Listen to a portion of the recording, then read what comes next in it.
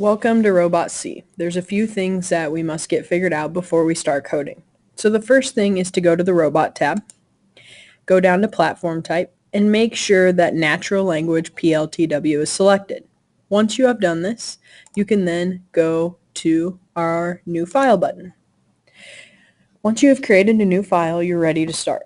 The first thing you have to do before you do any coding is go to the motor and sensor setup. What the motor and sensor setup is where you're going to communicate where our sensors and motors are plugged in. So what you'll need to do is look at your Cortex and see where you have things plugged in and then import it into this tab. So I'm going to start with the motors tab. I have two motors, my right motor and my left motor. Remember, because they are two-wire motors, they can only be plugged into port 1 and 10. I also need to choose the motor type, which is VEX 393. Once I have the motors done, I can go to analog. My two analog sensors are potentiometer and line follower. So I can type their names in here.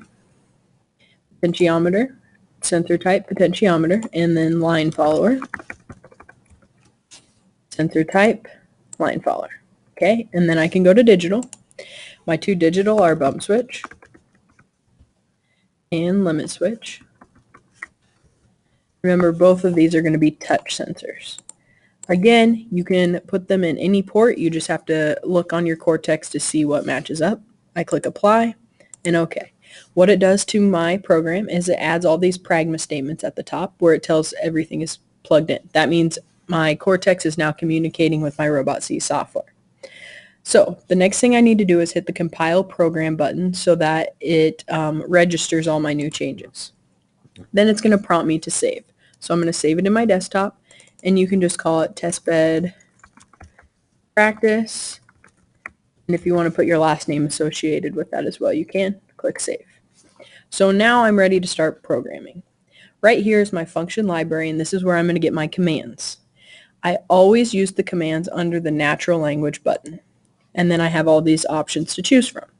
In the movement tab is where my start motor, stop motor is. In the wait tab is where my wait time command is. And then until, I have a variety of commands to use. Until bump for my bump switch, until dark and until light for my line follower, until potentiometer greater than and less than for my potentiometer, and until touch for my limit switch. So then what you can do is just drag your command over, and then you're going to be able to input your information.